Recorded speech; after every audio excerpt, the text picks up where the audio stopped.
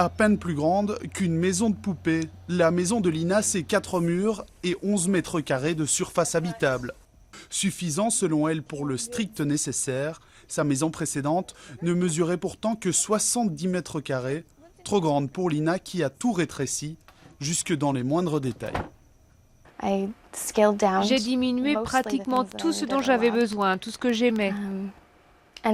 Alors m'occuper de la maison ne me prend pas beaucoup de temps.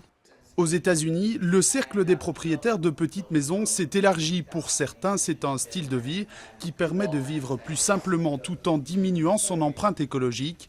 Pour d'autres, c'est une leçon tirée de la crise de l'immobilier. Vivre dans de petits espaces, c'est vivre selon ses moyens.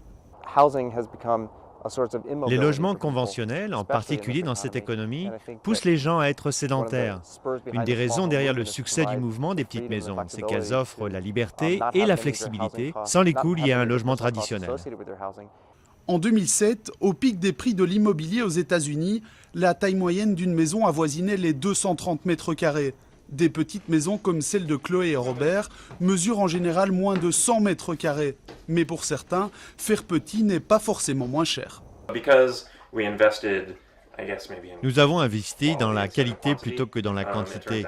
Pour avoir une belle cuisine et une belle salle de bain, comme ici, dans une maison traditionnelle, il aurait fallu qu'on achète une maison à retaper, mais on n'est pas vraiment du genre bricoleur.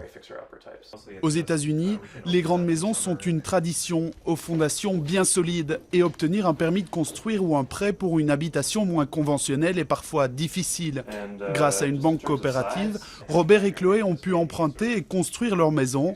Mais avec la grossesse de Chloé, un autre défi les attend, vivre à 3 dans une maison imaginée pour 2.